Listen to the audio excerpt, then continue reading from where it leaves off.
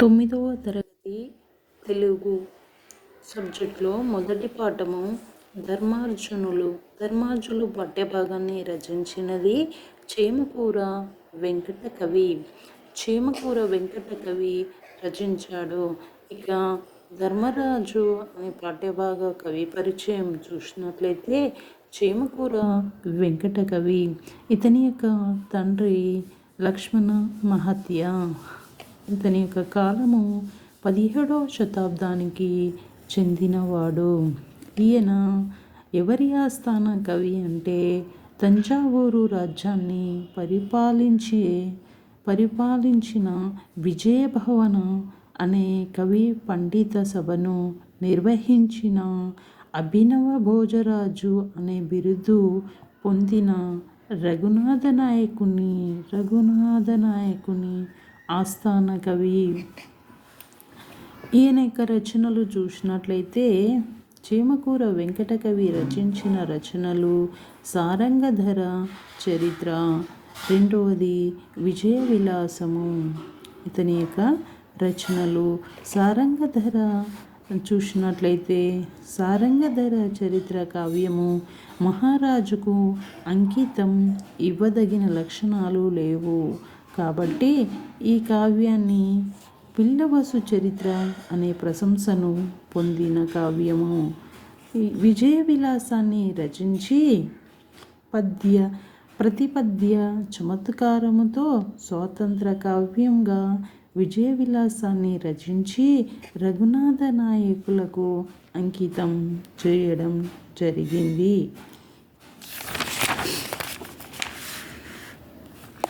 భాషా పదజాలము. ఈ పాఠం యొక్క భాషా పదజాలాన్ని చూసినట్లయితే సొంత వాక్యాలు, అర్థాలు చూడండి. భాషాంశాలు, భాషా పదజాలము, సొంత వాక్యాలు, అర్థాలు. సోయగం అంటే అర్థం ఏంటి? చక్కదనము. అంటే దీనికి వాక్య ప్రయోగం చూసినట్లయితే బాలకృష్ణుని సోయగము అపూర్వమైనది. బాలకృష్ణుని సోయగము అపూర్వమైనది. అదేవిధంగా ఈ ఊరు 5 మంది మా అన్నదమ్ములు ఎవరు కలిసి ఈ ఊరు కలిసి పొరుగురు వెళ్ళాము. అదేవిధంగా వెగటు అంటే వైరాస్యము అంటే ఈ మందు తాగడము నాకు వెగటుగా ఉంటుంది. వెగటు అంటే ఈ మందు తాగడం వెగటుగా ఉంటుంది అని సొంత వాక్యములు చెప్పడం. బుధుడు అంటే పండితుడు అని అర్థము. బుధుడు అంటే ఏంటి? ఇక్కడ పండితుడు అని అర్థము. దేశ విదేశాల్లో గౌరవాన్ని పొందుతాడు. దేశ విదేశాల్లో గౌరవాన్ని పొందుతాడు. ఉత్పత్తి అర్థాలు చూసినట్లయితే తనజుడు అంటే తన దేహము నుండి పుట్టినవాడు కుమారుడు. తన దేహము నుండి పుట్టినవాడు కుమారుడు. అదేవిధంగా చూసినట్లయితే నృపాలుడు అంటే నరులను పాలించువాడు రాజు. నరులను పాలించువాడు రాజు. నందనుడు సంతోష పెట్టువాడు కొడుకు. నందనుడు అంటే అర్థము కొడుకు.